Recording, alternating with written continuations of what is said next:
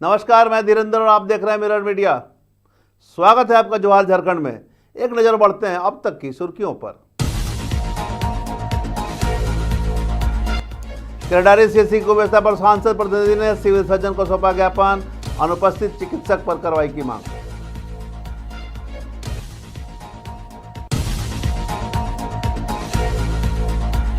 मैक्लूसीगंज में चोरों का तांडव, बाजार टांड स्थित घर से लाखों के जेवरात और नगद पर किया हाथ साफ।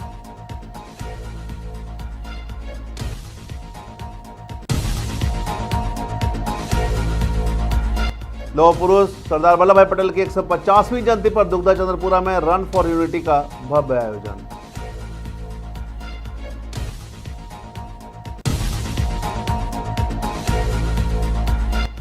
चेयरमैन सूरज सिंह ने किया खलारी कोयलांचले खदानों का निरीक्षण, सीसीएल प्रबंधन को पर्यावरणीय सुधार पर दिया जोर।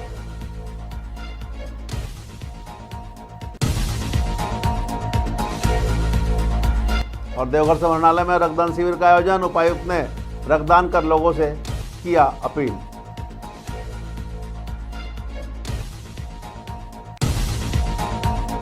अब खबरें विस्तार से। केरेडारी सामुदायिक स्वास्थ्य केंद्र में व्याप्त कुव्यवस्था और चिकित्सीय लापरवाही के विरोध में शुक्रवार को हजारीबाग लोकसभा सांसद मनीष जायसवाल के निर्देश पर सांसद प्रतिनिधि सत्येंद्र नारायण सिंह के नेतृत्व में एक प्रतिनिधिमंडल ने civil surgeon doctor Ashok Kumar से मुलाकात कर ज्ञापन सौंपा। प्रतिनिधिमंडल ने छठ महापर्व के दौरान तालाब में डूबने से 2 बच्चियों की मृत्यु की घटना के समय चिकित्सक की अनुपस्थिति को गंभीर लापरवाही बताया।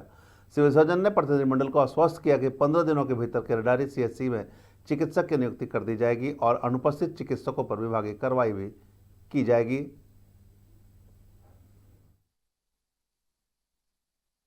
केरेडारी में दो बच्चियों को तालाब में डूबने से मौत हुई और जब वो लोग हॉस्पिटल में गया तो वहाँ कोई डॉक्टर नहीं थे, वहाँ के कर्मचारी ताश खेल रहे थे। इन लोग को कोई इंटरटेन नहीं किया तो लास्ट में इन लोग बड़का गांव ले गया। बड़का गांव में दोनों बच्चियों को मृत्यु घोषित कर दिया गया। इस पर माननीय सांसद महोदय ने संज्ञान लिया, हम लोग को केरेडारी भेजे। हमने माननीय सीएस साहब से भी फोन पर बात किया, इन्होंने कहा कि हम कार्रवाई करते हैं, हमको जानकारी नहीं है, हम कार्रवाई करते हैं। केरेडारी में कल उग्र धरना और प्रदर्शन हुआ इनके खिलाफ में और माननीय सांसद के निर्देशानुसार आज एक मांग पत्र हम लोग ने इनको दिया है कि आप जल्द से जल्द इन लोग पर विभागीय कार्रवाई करें और नहीं तो हम लोग आंदोलन करेंगे। एक्चुअली उनका कहना था कि केरेडारी सीएचसी का स्वास्थ्य विभाग में जो भी है सुधार हो, तो हमने उनको आश्वासन दिया है और जो घटना घटी थी उसके बाद से हमने वहाँ गया, वहाँ का विजिट किया और जो संबंधित चिकित्सक थे या जो स्टाफ जिनकी गलती हमको लगी थी, चाहे प्रभारी हों, सभी पे हमने एक्शन लिया है। एक्शन लेकर के हमने डिपार्टमेंट को भेज दिया है। मैक्लूसीगंज के बाजार टांड स्थित इस्लाम नगर मोहल्ले में गुरुवार की रात अज्ञात चोरों ने अकरम अंसारी के घर को निशाना बनाया। चोरों ने ताला तोड़कर लाखों रुपए के जेवरात, नगद और मोबाइल फोन की चोरी कर ली। परिवार के सदस्यों ने बताया कि चोरों ने लोहे की सीढ़ी को सहारा बनाकर छत के रास्ते घर में प्रवेश किया था। इस घटना से क्षेत्र में दहशत का माहौल है। ग्रामीणों की सूचना पर मैक्लूसीगंज थाना पुलिस आगे की कार्रवाई में जुट गई है। घटना 5:30 बजे हम लोग का नींद खुला, मेरा माँ आई थी ना, तो वो हम लोग को बोली कि घर में मतलब कुछ हुआ है, चोरी वोरी हुआ है। तो हम लोग वही देखे नहीं, हम जल्दी उठे और नीचे इस रूम में आके देखे तो गोदरेज खुला हुआ है, सारा कपड़ा इधर उधर फैला हुआ है और यहाँ पे बैटरी बड़ा सा रखा हुआ था, 2 मोबाइल वहाँ रखा हुआ था। मम्मी का मोबाइल था और भैया का मोबाइल था। भैया का मोबाइल में सिम नहीं था, मम्मी का मोबाइल में सिम था, तो बात की थी वहीं छोड़ दी थी। वो दोनों मोबाइल गायब है और फिर चांदी का एक कटोरा रखा हुआ था, वो भी गायब है और कपड़ा 2-3 कपड़ा भैया का गायब है। लौह पुरुष सरदार वल्लभ भाई पटेल की 150वीं जयंती एवं राष्ट्रीय एकता दिवस के अवसर पर शुक्रवार को दुग्धा चंद्रपुरा क्षेत्र में रन फॉर यूनिटी का भव्य आयोजन किया गया। इस एकता दौड़ में सामाजिक कार्यकर्ता, पंचायत प्रतिनिधि और स्थानीय बड़ी संख्या में शामिल हुए। प्रतिभागियों ने चंद्रपुरा थाना परिसर में दौड़ की शुरुआत की और दुग्धा गोलाई तक एकता का संदेश देते हुए दौड़ पूरी की। कार्यक्रम में चंद्रपुरा बीडीओ ईश्वर दयाल महतो, सीओ नरेश वर्मा, चंद्रपुरा थाना प्रभारी अजय कुमार सिंह सहित कई अधिकारी और कर्मी उपस्थित रहे। प्रखंड अंतर्गत चंद्रपुरा प्रखंड के सभी थाना क्षेत्र के थाना प्रभारी के साथ BDO CO सभी आमजन के साथ रन फॉर यूनिटी का संचालन किया गया। चूँकि आज 31 अक्टूबर है, 31 अक्टूबर के दिन ही सरदार वल्लभ भाई पटेल की जयंती है और एकता के सूत्रधार माने जाते हैं भारत में। तो हम लोग संदेश देना चाहते हैं सभी देशवासियों को कि सभी एकता के सूत्र में बंधे रहें। इससे हमारा महोदय बोकारो के द्वारा आदेश प्राप्त हुआ कि सरदार वल्लभ भाई पटेल की 150वीं जयंती के आलोक में रन फॉर यूनिटी राष्ट्रीय एकता दिवस के अंतर्गत ऑर्गेनाइज कराया जाए। इसमें हम लोग चंद्रपुरा, दुग्गा, बोकारो, झरिया OP और नावाडी थाना क्षेत्र जो है, हम लोग चारों थाना मिलकर ऑर्गेनाइज कराएं एक रन फॉर यूनिटी, जिसमें थाना क्षेत्र के सभी लोग कोई जनप्रतिनिधि और हर तबके। झारखंड के पर्यावरण, वन एवं जलवायु परिवर्तन विभाग के राज्य चेयरमैन सूरज सिंह ने शुक्रवार को खिलारी कोयलांचल क्षेत्र के विभिन्न कोयला खदानों का निरीक्षण किया। इस दौरान उन्होंने खदान क्षेत्रों में पर्यावरण संरक्षण, वृक्षारोपण, प्रदूषण नियंत्रण एवं पुनर्वास कार्यों की स्थिति का जायजा लिया। चेयरमैन सूरज सिंह ने CCL प्रबंधन को निर्देश दिया कि खदान क्षेत्रों में धूल नियंत्रण और हरियाली बढ़ाने पर विशेष ध्यान दिया जाए। उन्होंने स्पष्ट किया कि सरकार का लक्ष्य हरित झारखंड, स्वच्छ झारखंड बनाना है, जिसके लिए सभी विभागों को मिलकर काम करना होगा। जलवायु परिवर्तन हम लोग आज खिलाड़ी और प्रभाव क्षेत्र खिलाड़ी आगमन पर सभी खिलाड़ी वासियों को ढेरों से शुभकामना बधाई देते हैं। अभी जब कुछ दिन पहले दशहरा, दिवाली, छठ पूजा हिंदुओं का हम लोग त्यौहार बीता है, सबका शुभकामना देते हैं। और साथ ही साथ हम लोग सर्वप्रथम आज खिलाड़ी आगमन पर बाबू वीर कुंवर सिंह के प्रतिमा पर माल्यार्पण करने के बाद हम लोग इनके वंशज हैं और इनके प्रेरणा से बाबू वीर कुंवर सिंह 80 साल की उम्र में भी अंग्रेजों का छक्का छोड़ने का काम किए थे। हम लोग यहाँ खिलाड़ी में यहाँ आए हैं, हम भी नौजवान हैं और यहाँ खिलाड़ी में जो भी कार्य चल रहा है, अगर गलत तरीका से कार्य हो रहा है, हम लोग सब छक्का छोड़ने का काम करेंगे। देवघर में शुक्रवार को उपायुक्त नमन प्रिंस लकड़ा की पहल पर समाहरणालय में एक रक्तदान शिविर का आयोजन किया गया। इस अवसर पर उपायुक्त ने स्वयं रक्तदान कर लोगों को प्रेरित किया। उपायुक्त ने कहा कि रक्तदान करने से न केवल किसी जरूरतमंद की जान बचाई जा सकती है, बल्कि यह शरीर के लिए भी लाभदायक है। उन्होंने देवघरवासियों से अपील की है कि सभी लोग आगे बढ़कर रक्तदान करें ताकि ब्लड बैंक में किसी भी समय खून की कमी ना हो। समाहरणालय में ब्लड कैंप लगा हुआ है और 1 मिनट में एक्सप्लेन करना चाहूँगा। जो चाईबासा का जो केस था, जहाँ की बच्चों को रेगुलर ब्लड ट्रांसफ्यूजन की ज़रूरत पड़ती थी, उसमें ये होता है कि वॉलंटरी ब्लड डोनेशन में आप जब कैंप लगाते हैं तो हम लोग 2-3 माध्यम से उस कैंप के बाद में उस ब्लड को टेस्ट करते हैं।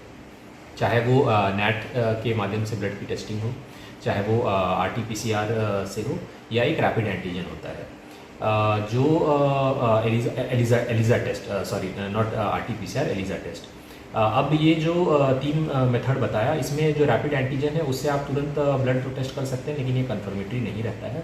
और जो हम लोग बाकी जो 2 माध्यम से करते हैं, अगर वॉलंटरी ब्लड डोनेशन अगर होगा, हमारे ब्लड बैंक में अगर सफिशिएंट ब्लड के स्टॉक्स रहेंगे तो हम लोग उसको प्रॉपर टेस्टिंग करके। समाहरणालय में ब्लड कैंप लगा हुआ है और हम लोग पिछले बार से भी देते आ रहे हैं। ये मेरा चौथा ब्लड डोनेशन है और युवा को इसमें आगे आना चाहिए, इससे अच्छा रहता है। विकसित भारत 2047 के लक्ष्य को पूरा करने में युवाओं की भूमिका सुनिश्चित करने के उद्देश्य से भारत सरकार के सांख्यिकी एवं कार्यक्रम कार्यान्वयन मंत्रालय की ओर से हजारीबाग स्थित विनोबा भावे विश्वविद्यालय में एक निबंध प्रतियोगिता का आयोजन किया गया। यह प्रतियोगिता राष्ट्रीय सांख्यिकी कार्यालय की स्थापना के 75 वर्ष पूरे होने के उपलक्ष्य में आयोजित की गई। उप निदेशक बीतीएक कुमार ने कहा कि छात्रों को सांख्यिकी के महत्व और प्रधानमंत्री नरेंद्र मोदी के विकसित भारत 2047 के विजन के संबंध में बताया गया है।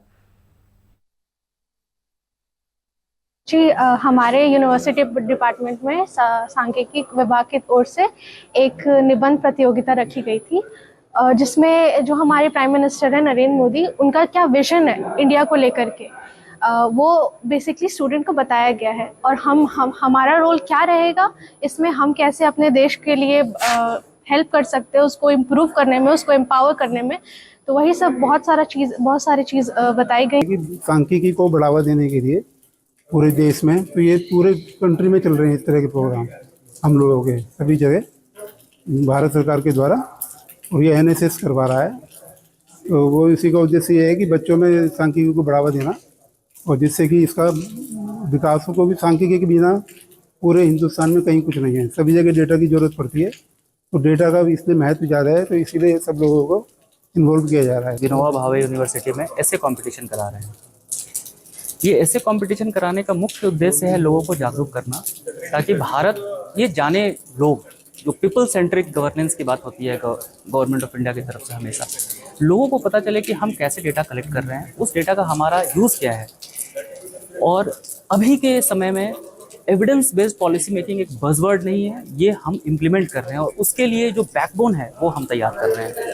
धनबाद डीआरएम परिसर में दुर्गा पूजा के दौरान पंडाल निर्माण को लेकर उत्पन्न हुआ विवाद आखिरकार सुलझ गया।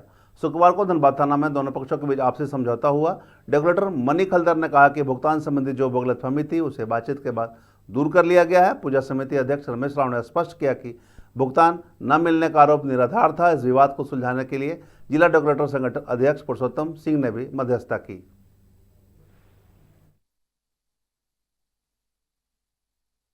हम लोग का मतभेद था, उस मतभेद आज का क्या ख़त्म कर दिए है। जिसको जैसा पैसा का क्या देने को बात है वो पैसा भी दिया जाएगा। और कमेटी से डीआरएम ऑफिस कमेटी से कोई हमको नोक झोंक नहीं है, पूरा क्लियर का किया हो गया है और माल खोलने का ऑर्डर मिल गया है। क्या मामला क्या था? मामला था कुछ पैसा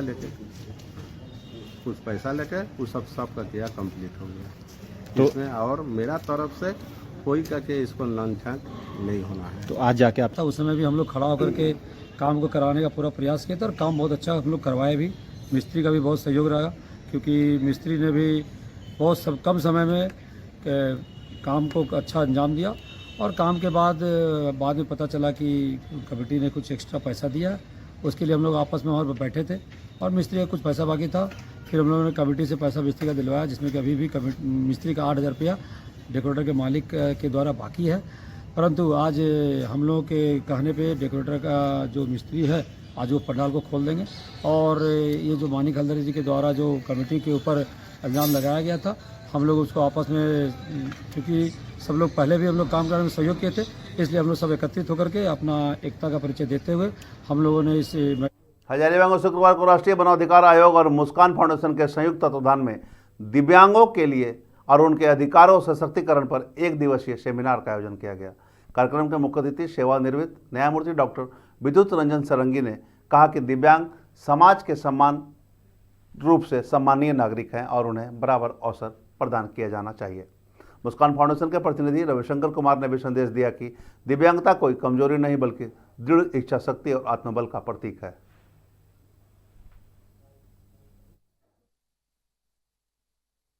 से है कि अवेयरनेस ऑफ डिसेबिलिटी का जो हमारा, तो दिव्यांगजनों के जो उनके अधिकार हैं, जो सरकार के द्वारा मिलने वाली योजना है, उनकी ये विषय में चर्चा हो रही है। तो कहीं ना कहीं जो हमारे दिव्यांग साथी जिनको जानकारी नहीं है वो इससे लाभ ले पा रहे हैं। साथ ही साथ आप मीडिया के बंधु जो अभी इनका प्रचार प्रसार कर रहे हैं कि दिव्यांगजनों को भी सरकार के द्वारा जो कानून दिए गए हैं, जो दिव्यांग अधिकार अधिनियम है हमारा, उसका भी प्रचार प्रसार किया जा रहा है, ताकि कार्यक्रम जो है वो दिव्यांगजनों के अधिकारों के ऊपर है। और यह कार्यक्रम जो है जिसमें कि स्कूल के बच्चे, उसके अलावा जो है समाज सेवी संगठन के एनजीओ के लोग, पत्रकार लोग सारे मौजूद हैं।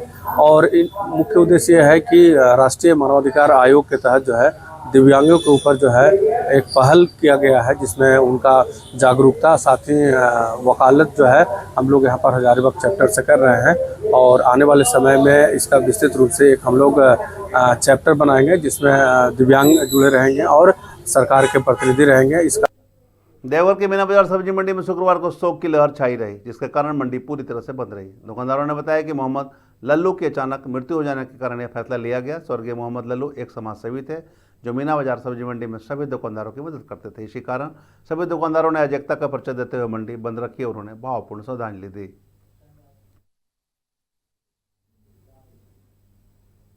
देवघर में एहतियात पुलिस ने शहर में वाहन चेकिंग अभियान चलाया। इस दौरान 9 पार्किंग जोन और फुटपाथ पर अवैध रूप से चलाए गए वाहनों पर कार्रवाई की गई। एहतियात पुलिस ने नियमों का उल्लंघन करने वाले 5 बाइक को जब्त कर यातायात थाना भेज दिया। पुलिस ने स्पष्ट किया कि यदि लोग नियमों का पालन नहीं करते हैं तो इसी तरह नो पार्किंग जोन या फुटपाथ के किनारे लगे वाहनों को जब्त किया जाएगा और जुर्माना भी वसूला जाएगा ताकि यातायात व्यवस्था सुचारू बनी रहे। और जो हाल झारखंड में अब तक बस इतना ही। देश और दुनिया की तमाम खबरों के लिए बने रहे मिरर मीडिया के साथ।